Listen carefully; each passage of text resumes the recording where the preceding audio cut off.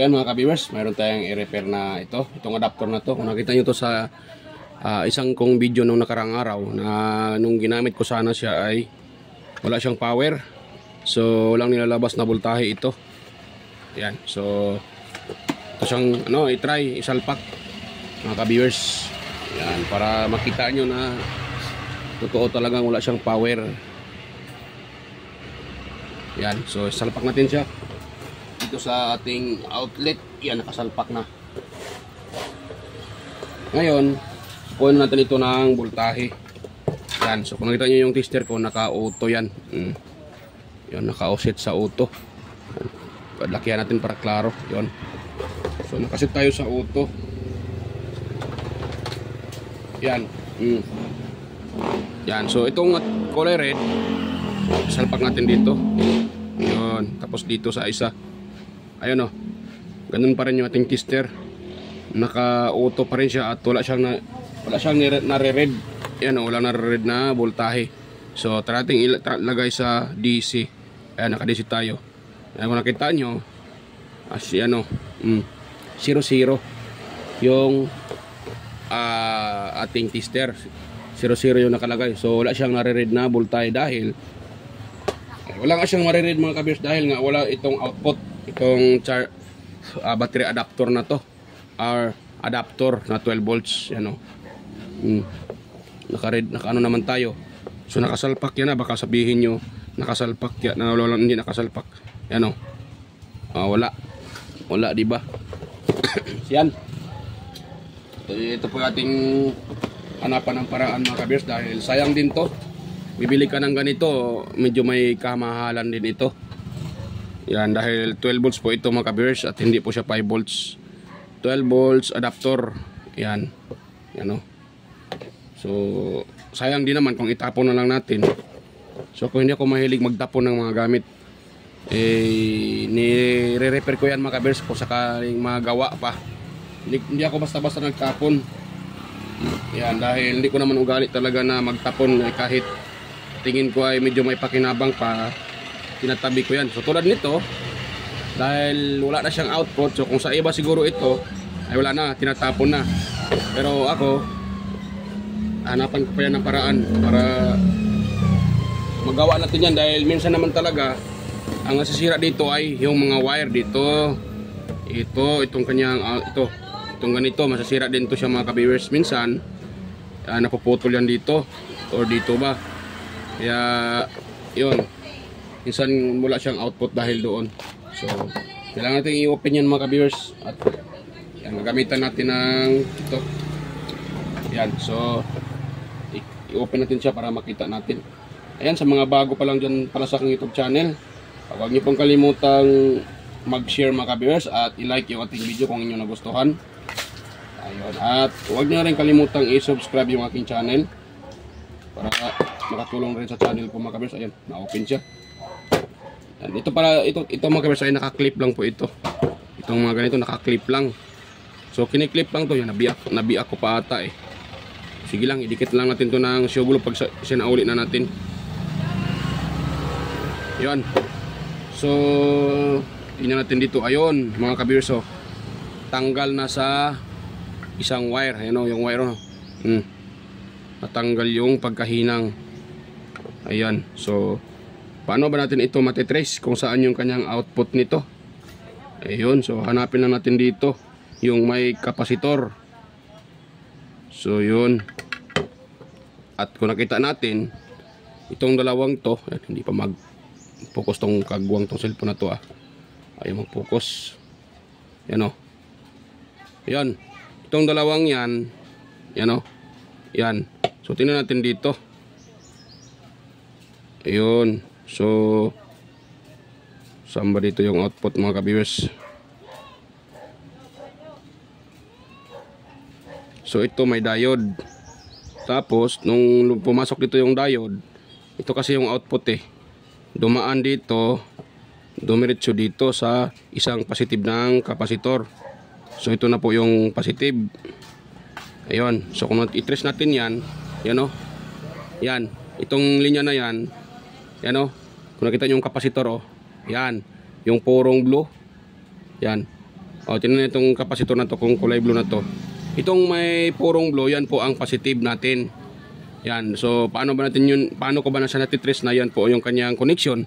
Dahil dito sa diode na to mga ka-viewers. Itong diode kasi na to, protection ito. So, yung input ng diode, ayan, tingnan natin, oh. Ayan. Yung saan nag-i-in yung ano, ating positive, dito yan. Nag-i-in. Yan, oh, positive yan. Dahil yung diode natin, yung may guhit na parang bronze or parang silver, yan po ay negative. Dahil ito po ay naka-connect dito nag-i-in yung BCC natin or 12 volts or BCC. So dito siya nag-i-in, lalabas yan dito. Yan. Yan na lang yan lalabas. Yan, oh. Hindi pa klaro ata. Yan. So dyan po yan lalabas mga ka-viewers. Yan, dito yan lalabas. Yung linalabasan naman niya ay dumiretso sa positive ng ating kapasitor. Yan, o, yan dumiretso sa positive ng kapasitor. Yan. So dahil na sinabi ko yung positive, dahil yan po ay purong itim or purong blue. So yung may guhit naman sa kapasitor, yan, you know, yung parang silver din, yan po na yung negative natin. So isa pang palatandaan na dito, ito po yung connection niya. Yan, kung nakita niyo itong ating chopper transformer, ito yung transformer na to, ito, yan yung chopper transformer natin. Yung kanyang isang paa, yan, o. Yan, tingnan nyo ha. Makita ko sa inyo. Yan. Yung klaro ba sa camera? Ayun.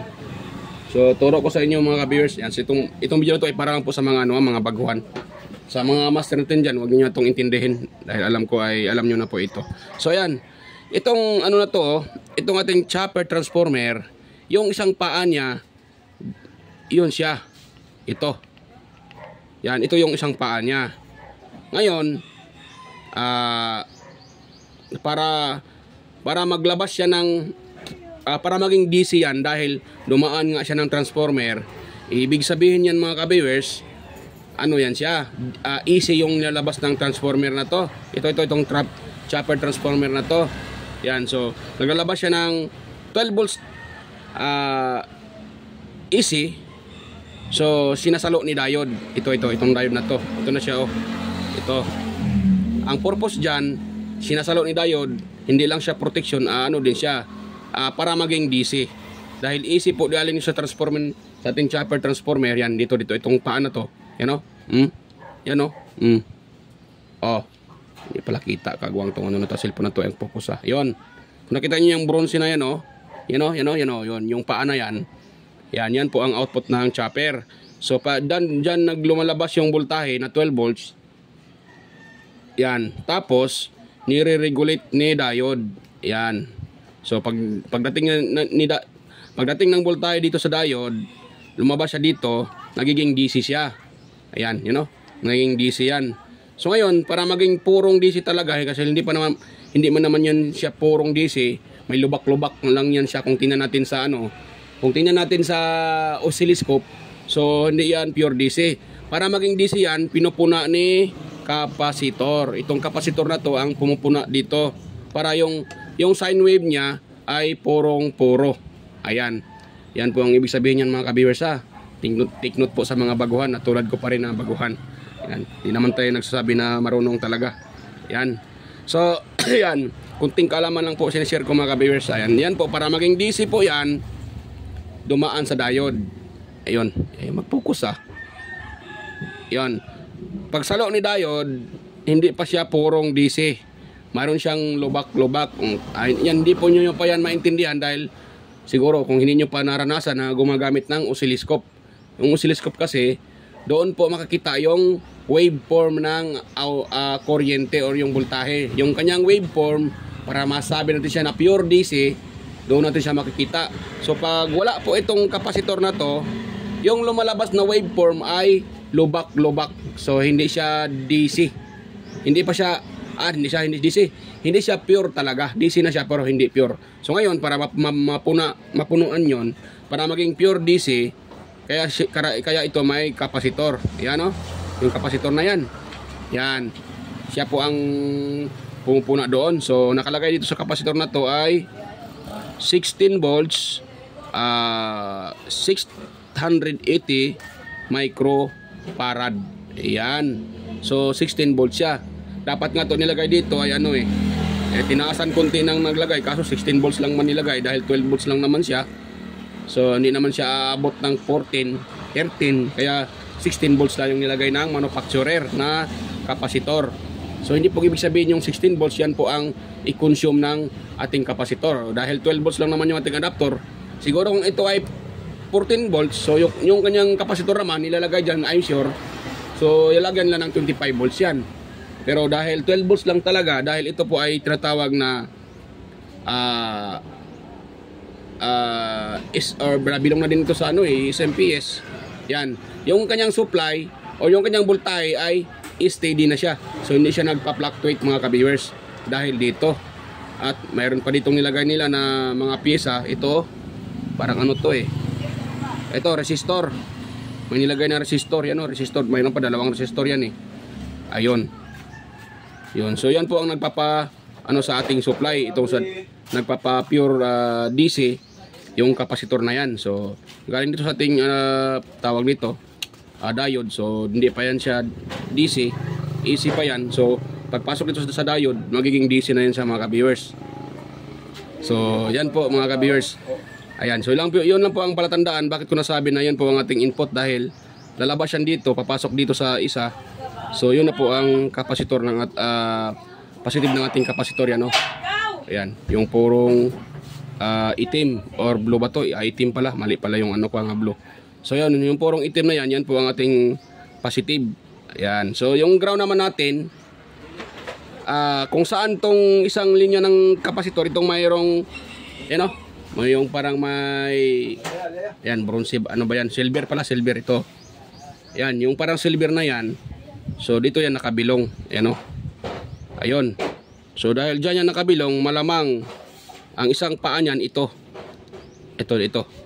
So ito ang positive natin, ito ang ating negative mga ka-viewers. Ayan, positive at saka negative output. So malamang yan ang po ang negative. So paano ba nyo matitrace yung negative mga ka-viewers? Paano ba nyo matitrace?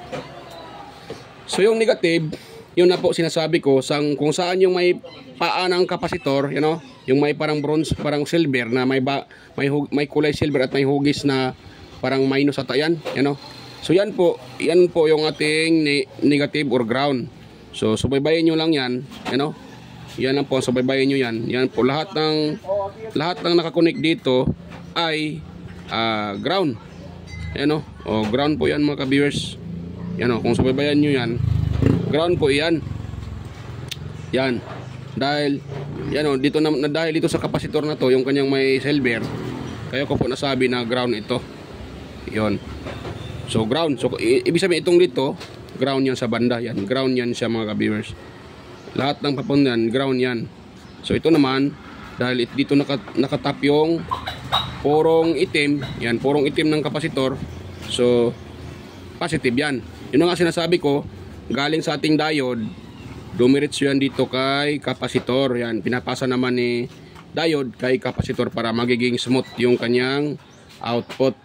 So yan, hindi na tayo hindi natin habaan. So ini-explain ko lang sandali kung saan yung positive at saka negative dito mga ka-viewers.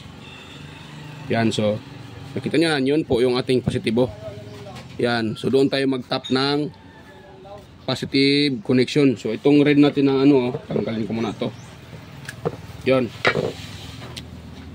Yan, atin itong balatan dahil natanggal pala ito, natanggal Yan, natanggal sa hinang. Siguro dahil sa init. Ayan, natanggal ito. So ating balatan mga ka-viewers. Yun. Tapos atin siyang hihinangin. Yan. So yan, kukunin natin yung mga ka-viewers, kukunin natin yung soldering iron dahil ready naman yung soldering iron ko. Yan. So patakan natin to ng soldering lead. So ganoon lang mga ka-viewers, huwag kayo basta-basta mag-tap ng connection dahil pag yan po ay na-reverse nyo, maaaring hindi gagana yan or maaaring masisira yung circuit. Dahil meron naman talagang sirkito na may protection. Kung na-reverse nyo, hindi gagana. Pero kung sakaling walang nakalagay na protection, nako, masisira yung inyong sirkito mga ka-viewers, o circuit. Yan. So itong positive, you know, patakan natin to ng ano, itong positive nya. Patakan natin ng soldering lead mga ka-viewers. You know, yan, yung positive. Patakan natin dyan ng, ayaw mag-focus yan. Patakan natin dyan ng soldering lead mga ka-viewers.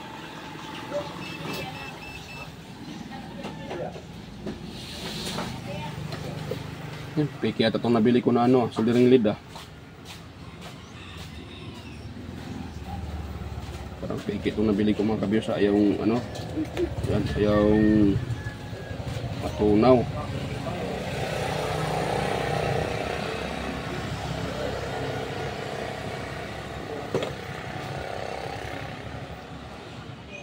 Yan, patakan natin siya ng ito.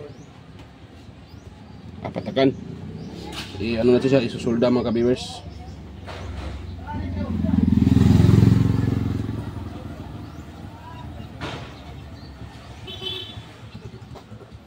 Ayan, try tayo magpalit ng ano, soldering iron. Palit tayo ng soldering iron, maluwag tong ano hindi siya masyadong umiinit. Kunin ko muna yung ano ko mga ka-viewers, isa ko soldering iron, yung ginagamit ko palagi na soldering iron. Ayan. Ayun, dalawa lang kasi yung ano ko either soldering iron ko or yung soldering lead. May problema.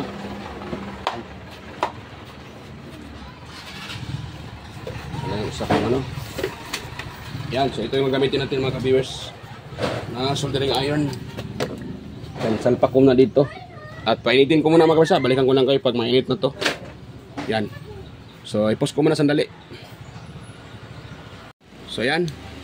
Mainit na ito mga ka-viewers dahil ilang minuto na. Yan o. Yan mga ka-viewers o. So mainit na ito siya mga ka-viewers. Ito ang gamitin natin. So yan. Patakan ko muna uli yung. Saan na ba yun? So yung isang ano. Itong wire na to. Patakan ko siya uli ng soldering lead. Sira pala yung ano ko. Isang soldering iron dahil ginagamit ko sa plastic Sa plastic ko kasi yung ginagamit mga ka-viewers. Pang ano. Pang butas. Kaya nasira siya. Ngayon, pang plastic na lang yun. Nasira yung kanyang tip. Yan. Yan. Ngayon, ito tayo mga ka-viewers. So, balik tayo dito. So, itong pula, dito din sa positive. Yan. So hindi ko na-explain ulit sa inyo dahil na-explain ko naman kanina kung paano malaman yung positive at negative na connection. So dito tayo. Dahil ito yung positive, ito yung output ng ating diode at dumaraan ng kapasitor. So matik yan. Ito po yung ating positive. Yan. Yan o, nakahinang na mga ka-viewers. So dito naman tayo sa negative dito. Yan, itong negative. Dito tayo magtatap ng negative. Yan. So hindi ko na rin na-explain ulit kung paano ko nasabi na negative yan dahil sinabi ko naman kanina na yan po ay negative. Yan. Yan mga ka-viewers. Charger si Papay. Kala mo si Mamang Alya. Oso si Papay naman si Mite. Ayan, so ito mga ka-viewers. Ito pala yung isa. Uli ba liyaw? Mamang. Ay, naman tayo liba. So ayan mga ka-viewers. Dito tayo. So nakatap na yung dalawang wire. Ngayon, bago natin i-ano yan, bago natin anong tawag dyan, isauli doon sa kanyang saksakan or sa kanyang kaha. Yan, magtitest tayo ng voltahe mga ka-viewers. Yun, i-ano ko muna yung aking panghinang dahil baka masunog yung matamaan. Ayun. So yan, naka-plug na yung aking ano. Naka-plug, naka-ano na yun. So test natin to mga ka-viewers. Test natin.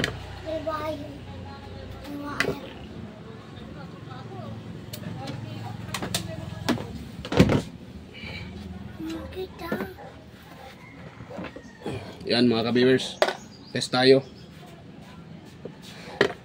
kung mayroon na bang output yan. So, pero bago pa tayo mag-test, mega loud shoutout pala sa inyo mga ka-viewers, sa mga silent viewers dyan, organic viewers, ayan, sa mga lahat ng mga mga supporters na sumusuporta sa aking YouTube channel, sa mga dumaan dito sa aking channel, ayan, at sa mga bago pa lang dyan. Ayun, mega loud shoutout po sa inyong lahat, at huwag niyo pong kalimutang mag-subscribe mga ka-viewers sa mga bago dyan. Ayan, so mega loud shoutout sa inyong lahat. At ganoon na rin kay Sir John Santiano. Ayan, mega loud shoutout po Sir John Santiano, Sir Randy Trinidad, ayan, Sir Lorindo Isidro, ayan, John Mercado Jr., Sir Manuel Mahadukon, Sir Ferdinand Lopez, ayan, at sa kanyang dalawang anak, si Liam Oxy Lopez at saka si Sian Jake Lopez at sa kanyang asawa. Ayan, mega loud shoutout po sa inyong mag-ama, Lopez family. Ayan, mega loud shoutout po kay Sir Edgardo Jr. Dato Talavera, Sir Edgar Macam, Vicente Biboso Bandi Quillo, kay Pierre de Ronquillo, ayan, Beljan Calderon, Emerald Quillosa, Cesar Plistado, Anastasio Certisa, Sir Darmin, Sir Chris Legitimas, Wild Boys Lincoln Rinan, Jeffrey Nobilias. So yan, mega loud shoutout po sa inyong lahat dyan. Kay at sa aking pala, mga kapwa content creator, mega loud shoutout po, Andy Tech, Andy Rabino TV Tech, Inting Butingting, Maya Vlogs, Andy Rabino to, Electric Chair, ayan, so West Jojo Tech, Ricardo Bernardo, Fix in Review, John P Technician, kay Rodolfo Studio, Yuyong's Repair and Tutorial, Tons by Vlog, Jimenez Iban Vlog, Pelam Country Living, GOG's TV, White Ferry, Porsche TV, Bullet Train Channel, Soktek TV, Kerry Mendoza Vlogger, Chris Perez Vlog, Nelt Vlog, ayan, kay Edge Tech TV, GFC TV, John Taperla TV, Maris Diaries, ayan, Kika kay Vlogs, Music Hub, kay Inkin DIY, Guido Flores Jr. Halin, Len Abali Lifestyle, si Buanang Amaw, Jos Electrical Vlogs, Rod Choi Fishing Adventure, Mercy Wareham, Amigos Amigas, at kay Leo Tech, DJS Channel, at kay Lex TV Official, Indectes TV, Lehiros Flores Mix Vlog, kay Life in Japan Countryside, ayan, kay Abida Explorer, Iconic Insight and Beyond, Lens TV Vlog, Nanatanan TV, Mascaran Vlogger, Aling Peps, Marco Prat 713 Mix Vlog,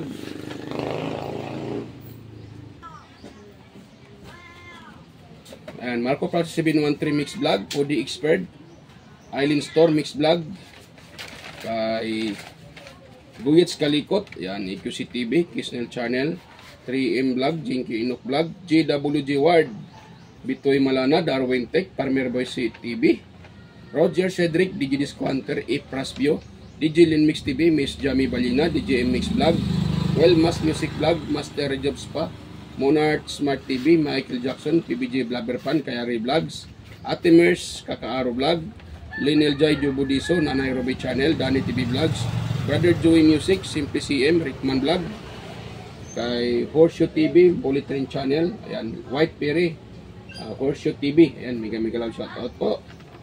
Kay sino pa yun? Nakalimutan ko yung iba.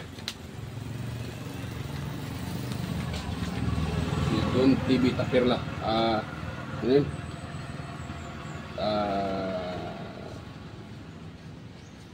Kakaaro Vlog pala, si Kakaaro Vlog, yan, si John Taperla TV, yan, sino pa yun? Lahat ng mga sumusuporta sa aking channel, at sana hindi ko nabanggit, pasensya na.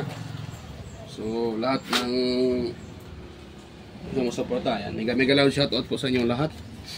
So yan, testing natin yan mga ka-viewers kung gagana na ba itong aking dinirepair na adapter, dahil na dugtong naman natin yon. So try natin i-salpak dito, yon, kung ating hawakan yan, dahil 220 po yung iba dyan, matutudas tayo dyan kung magkamali tayo dyan sa paghawak. So yan, pukunin natin yung tester mga ka-viewers, at i-try natin kung mayroon ba tayong mariread dyan na DC output. Ayan mga ka-viewers. So pailawin natin. Ayan. Ay. Yun. So yan, naka-ano tayo, naka-auto. Ngayon, kunin ko tong dulo ng aking adapter. Yan. Uy, wala man mga ka-viewers. So hindi lang pala yun ang problema. Tingin ko may iba pang problema. Bakit siya walang output? Yan, walang output, 0-0. Kagbuwang na mga ka-viewers. Walang output, so yan. Bakit siya walang output?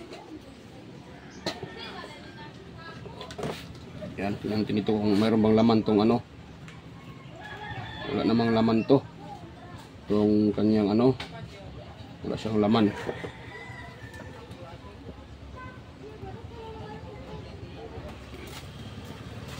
Yan. So mayroon ano pala yun mga ka-viewers. Yan. So maluwag lang pala yung kanyang, akala ko walang ano, namali pa ako sa pag-tester. So yan, maluwag pala yung saksakan, hindi ko na isalpak ng maayos. Kaya siya walang output. Yan o. Yan o, 12.8. Yan, yung nakita nyo mga ka-viewers. Mayroon tayong nakuhang 12.8 volts DC. Yan o. At yung voltahe na 12.8 ay steady na po siya. Yan o, steady. So yan maganda sa ganitong ano, kasi steady yung output, hindi siya bababa pataas. Yan. So ano na talaga siya, regulated. So yan, salpak natin to. Muna yung symbol mga kabisa, balikan ko na lang kayo ulit pag na-symbol ko na yan. So ayan mga ka-viewers, na-symbol ko na. Yan. So testing natin to para matapos na tayo dito. So ito yung aking tester, yung dulo ng tester, at ito naman yung dulo ng adapter na to. So yan, nilagay ko lang siya ng ano, ng ito, tawag nito, glue stick para dumikit yan. Yan, so testing natin itong ating test pad na pula sa gitna. Yan. Tapos ito namang ground sa kabila. Ayan o, meron tayong nare-read na 12.9 DC volts. Ayan, or 12.8, bababa yan konti minsan. Pero steady. Yan o, wala, hindi siya nagpa-fluctuate. So 12 point ngayon na walang voltahe yan dahil nga nakita nyo naman na nahatak yung dalawang wire. So sinusolda lang natin. Yan, at pinaliwanag natin kunti kung paano yan, paano yung nagkaroon ng 12 volts. So yan, okay na siya. Meron ng output. So ititest natin sa electric pan dito.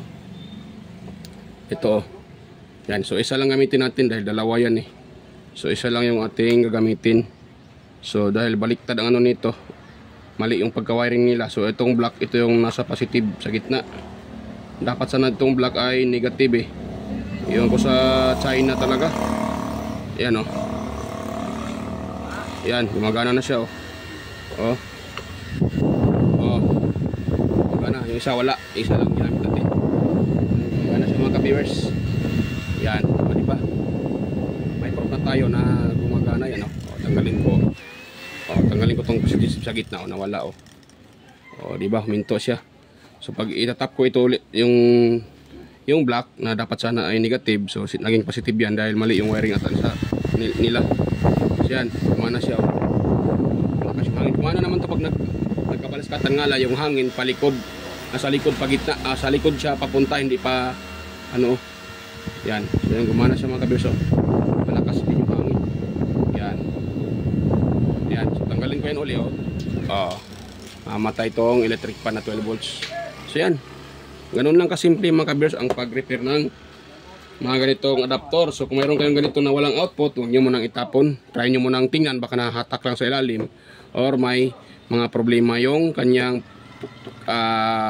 mga pyesa or yung mga lahat ng pyesa ilalim. So mayroon naman akong ibang video dyan kung paano ito i-trace yung sira. Mayroon akong nire-repair na naka-upload ko din dito sa upload ko, sa mga upload ko na na-repair ko yung ganito. Wala siyang power dahil may problema sa kanyang mga components. So yon, hanapin nyo lang yon para makita nyo kung paano i-repair sa simpleng paraan. So ito naman, simple lang talaga yung sira niya, nahatak lang yung wire. Kahit hindi ka technician, kaya mong i-repair yon. Basta tandaan mo lang kung saan yung positive at saka negative side. So yan, hanggang dito lang po itong aking video mga ka-viewers, at sana po kung meron kayo nakuhang kunting ideya, huwag niyo pong kalimutang i-share, at i-subscribe yung aking channel mga ka-viewers. Ayan.